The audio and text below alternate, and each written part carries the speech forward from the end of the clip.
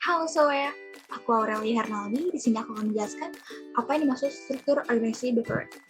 Oke, di sini struktur organisasi BPW ini merupakan pembagian tugas dan tanggung jawab sesuai dengan divisi yang dijalankan, dengan tujuan menjalankan perusahaan dengan mekanisme saling terkait satu sama lain. Lalu, sesuai dengan potensi dan kompetensi yang sesuai dengan di bidang keahlian ya. Lalu ini dia struktur organisasi BPW yang saya bikin, yang dimana ada general manager, lalu di bawahnya ada manager, dan di bawahnya lagi ada supervisor.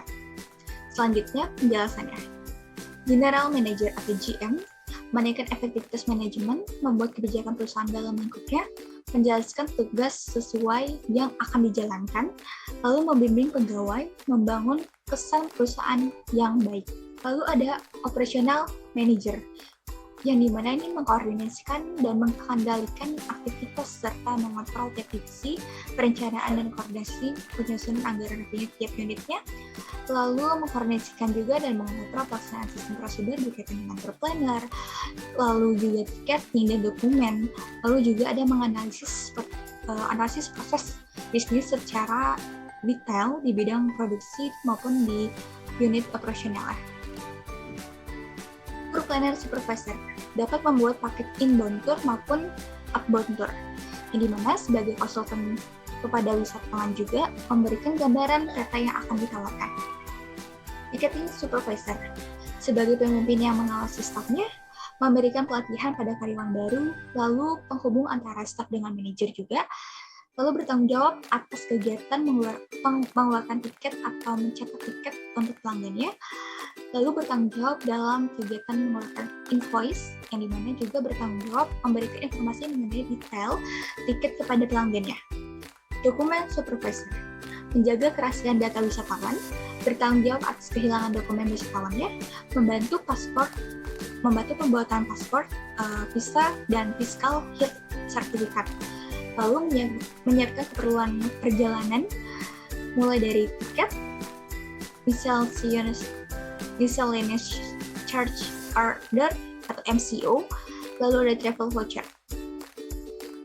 Sales marketing manager menjaga hubungan dengan klien penting dengan menanyakan review ke konsumennya, lalu menyusun strategi pemasaran ke wisatawan, meneliti dan mengembangkan peluang rencana pemasarannya, lalu menganalisis anggaran, menyiapkan rencana anggaran tahunan, menjadwalkan pengeluaran, dan memastikan bahwa tim penjualan memenuhi quota dan sasaran mereka.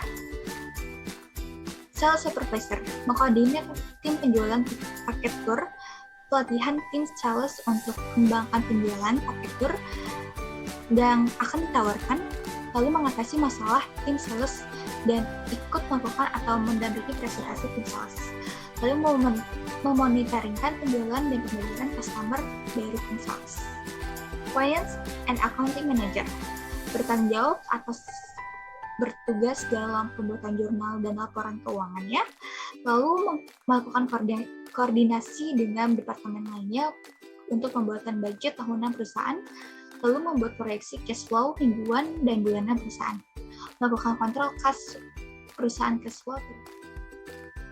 Accounting supervisor melakukan kontrol terhadap pekerjaan yang berhubungan dengan keuangan dan akuntansi BPW-nya, lalu menyusun laporan keuangan setiap periode, baik harian maupun mingguan, bulanan, maupun tahunan, menyelesaikan kebijakan dari BPW-nya sendiri. Lalu ada mengelola berbagai laporan terkait finansial perusahaan, seperti laporan bank, laporan keuangan, laporan kas kecil, serta laporan lainnya. General Affairs lakukan pemeliharaan dan perawatan berbagai fasilitas yang dimiliki kantor. Lalu, JA ini juga melakukan penilaian kondisi fasilitas sebelum mengajukan anggaran, membuat laporan berkala untuk keperluan rapat anggaran seperti laporan aset, beban biaya, kantor diperlukan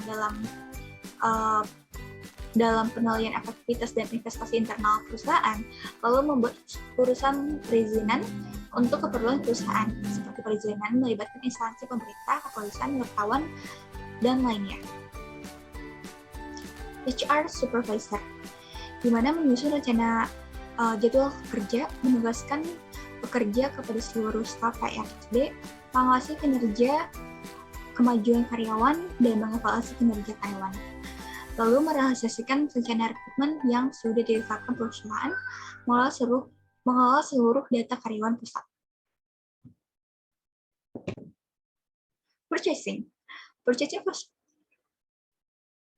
Purchasing supervisor, lakukan pemeriksaan terhadap ketepatan pemeriksa dengan anggaran atau kebutuhannya.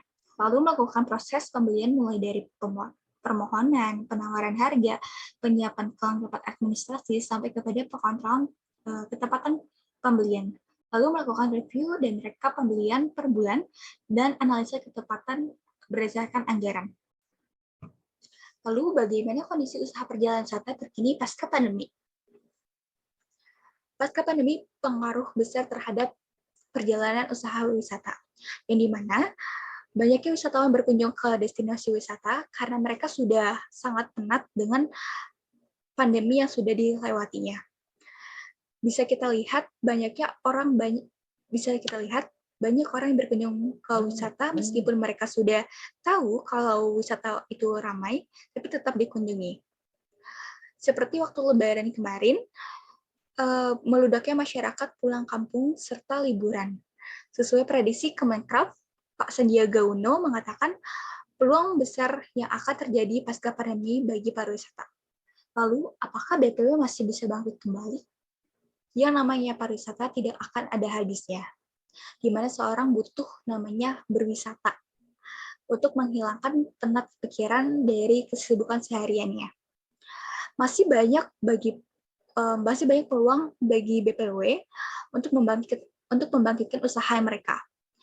Dikarenakan sekarang kan sudah ada pendukung dari pemerintah dengan bolehnya berpergian, baik secara luar negeri maupun dalam negeri, yang sesuai dengan syarat yang ditentukan.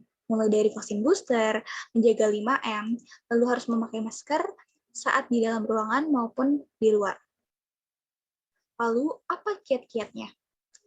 Hasil kesimpulan saya setelah pasca pandemi ini, memang banyak wisata yang bangkrut, banyak wisatawan yang enggan berpergian saat pandemi karena untuk bertahan hidupnya. Tetapi pariwisata bisa berkembang kembali dengan marketing yang cerdas. Hal ini sangat berdampak untuk perluasan market. Market industri yang berjalan kembali seperti mengikuti tren yang ada di pandemi ini. Salah satunya itu TikTok. TikTok ini kan sangat berdampak pada penjualan, dikarenakan rata-rata masyarakat banyak yang tertarik keseruan berbeda dari aplikasi lainnya. Lalu hal ini dapat tergiur kepada konsumen membeli produk yang kita akan jual kepada mereka. Juga di TikTok ini banyak juga nih peluang yang kita ambil jika kita tepat menganalisanya. Sekian dari video saya, kurang lebih mohon maaf. Terima kasih.